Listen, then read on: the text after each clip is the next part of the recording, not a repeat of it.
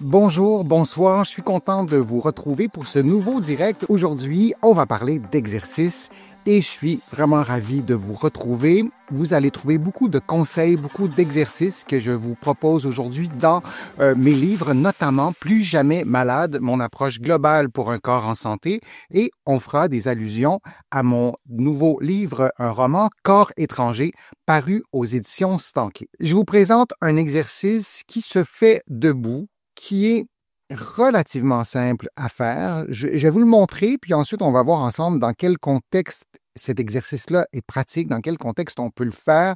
Donc, vous le voyez, c'est un exercice qui ne demande pas de saut. Je sais que vous êtes plusieurs à chercher des exercices à faible impact ou sans impact. C'est un exercice qui stimule beaucoup de muscles, beaucoup de capacités physiques. On voit, on bouge les bras, on bouge les membres inférieurs en alternance. Il y a ce qui est coloré en rouge, ça stimule ces muscles-là, mais ça stimule à peu près tous les muscles du corps. Alors, dans quel contexte on peut faire cet exercice pour que ce soit efficace, pour que ce soit utile? On peut vouloir faire l'exercice pour améliorer la santé des hanches. Je vous le disais, il n'y a pas d'impact. Par contre, quand vous vous tenez en équilibre sur un pied parce que l'autre pied est levé, ça stimule à la fois le côté qui est en appui et ça stimule aussi le côté qui amène la flexion, qui provoque la flexion de la hanche dans le côté opposé. Et en plus, vous allez bouger les bras, ça augmente le niveau de difficulté, ça contracte des gros muscles. Lorsqu'on a des problèmes de hanche, soit de douleur à la hanche, soit de raideur à la hanche, il arrive qu'on a réduit nos activités physiques, il arrive qu'on a perdu aussi des capacités cardiovasculaires.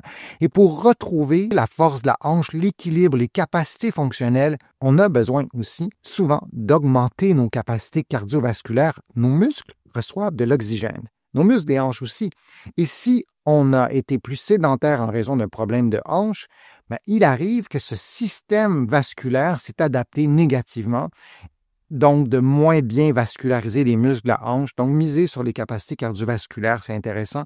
Et cet exercice-là les stimule aussi en adaptant le niveau de difficulté à votre condition physique. Je vous montre l'exercice qui est assez simple, vous l'avez déjà vu, on va le regarder un petit peu plus en détail. Vous placez vos pieds, la distance entre les pieds, c'est à peu près la largeur du bassin, peut-être la largeur des épaules si c'est plus facile pour vous.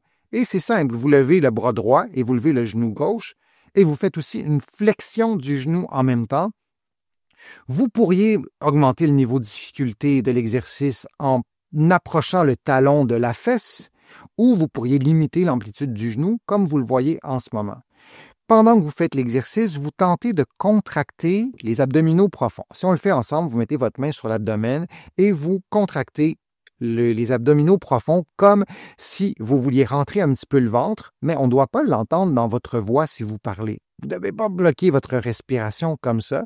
Et en même temps, vous pourriez contracter aussi le plancher pelvien, les muscles du périnée qui retiennent l'urine et les gaz pendant que vous faites le mouvement, mais je répète, sans jamais bloquer votre respiration. Maintenant, les bras, vous les levez le plus haut possible. Encore une fois, tout ça ne doit jamais déclencher de douleur et vous revenez à la position de départ. Dans la vie de tous les jours, on ne fait pas souvent des mouvements des bras si haut. Et dans nos vies sédentaires devant des écrans, on les lève encore moins souvent peut-être qu'avant. J'étais pas là il y a une centaine d'années, mais en tout cas, on peut penser que c'est pas des mouvements qu'on fait tous les jours et d'avoir un exercice qui stimule des mouvements de cette amplitude au niveau des épaules, je pense que c'est intéressant. Pour diminuer le niveau de difficulté, vous pourriez lever les pieds moins haut, les bras moins haut et si possible progressivement tenter de retrouver l'amplitude maximale ou optimale pour vous, mais c'est une façon de réduire le niveau de difficulté. Évidemment, vous pourriez faire l'exercice moins rapidement, c'est une évidence, mais je le dis quand même.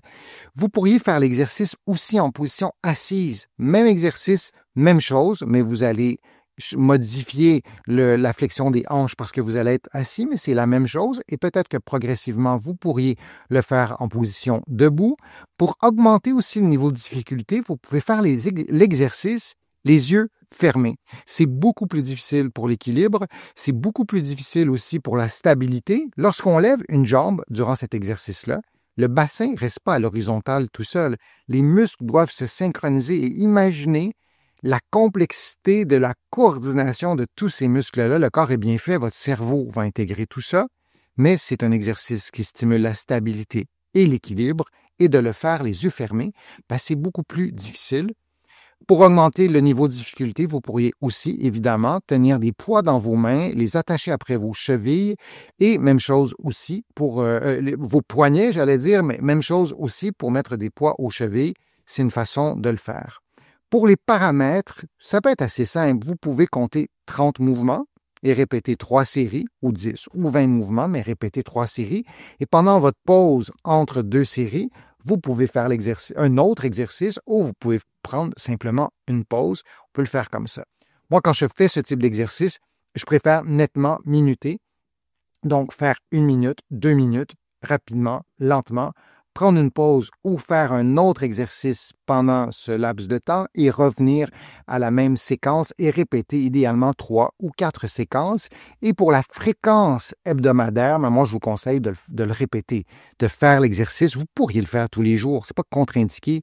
Si c'est le seul exercice que vous faites, de faire l'exercice tous les jours, ça va stimuler votre cardio. Ça risque de vous faire du bien aussi au moral, de bouger, de vous activer.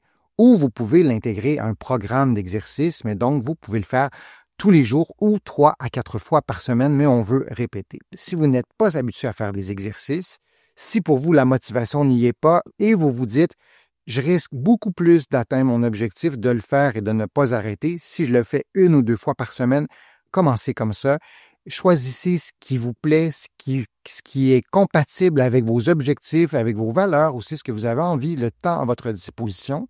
Dans le meilleur des mondes, on le fait 3 à 4 fois par semaine. C'est pas inutile de le faire 1 ou 2 fois par semaine, c'est pas ce que je dis, mais vous pouvez cibler une fréquence 3 à 4 fois par semaine, au moins, ou tous les jours, si vous le souhaitez.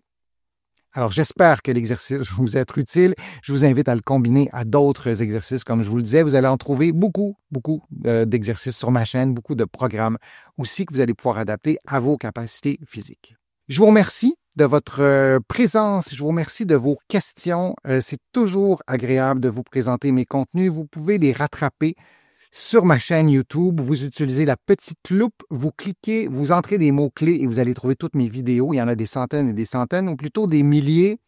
Merci aussi pour vos contributions. Sans elles, vous le savez, je ne pourrais pas vous présenter autant de nouveaux contenus et ça me fait plaisir de le faire.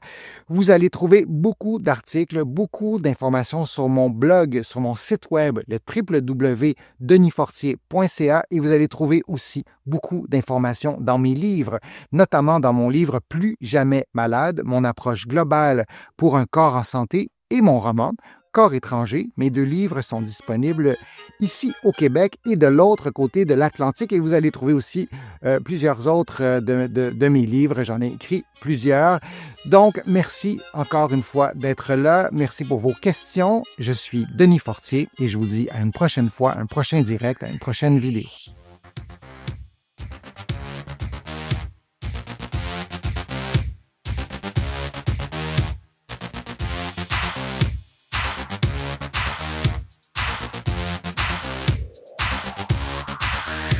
Shh.